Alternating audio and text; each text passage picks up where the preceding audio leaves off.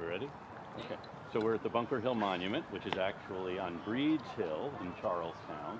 And this was the site of one of the first major engagements in the War for Independence.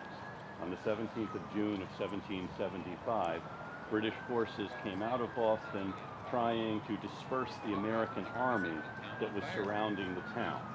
And on the night before, troops from Massachusetts as well as some from New Hampshire had fortified the hill, building a fortification here that had not existed the day before.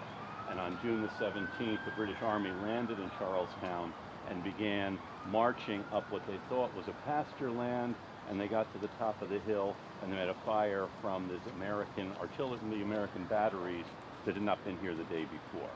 And the British were stunned. They retreat to the bottom of the hill. It's a sweltering day in June. They come back up the hill, and once again the fire opens up from these batteries on Breeds Hill, forcing them down again. And on the third assault, General Howe ordered the men to leave their packs at the bottom and to take the hill. So that once again the British marched up this hill, stepping over the bodies of those who had been shot on the first two attempts.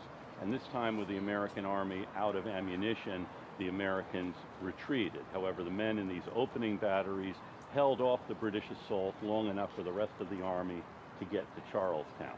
Meanwhile, the British had set fire to the town of Charlestown, which was consumed in a fire, and at the end of the day, the British held the hill. Although their objective had not been to take the hill, their real objective had been to disperse the American army in Cambridge.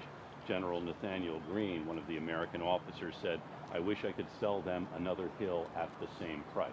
900 British casualties out of about 3,000 British soldiers engaged, that is, killed or wounded, one of the biggest losses for the British Army. And in fact, over the next 8 years, over the 8 years of the war, some 75 British officers would be killed in combat.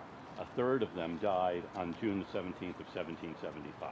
The Americans had targeted the officers knowing that the officers were indispensable to the British forces, whereas in the American army, each man was really an army unto himself and would keep fighting. So it's a victory for the British. They hold the ground. It's a moral victory for the Americans, showing they could build a fortification overnight that could withstand 2 British assaults. This is why this is such a special place here in Charlestown.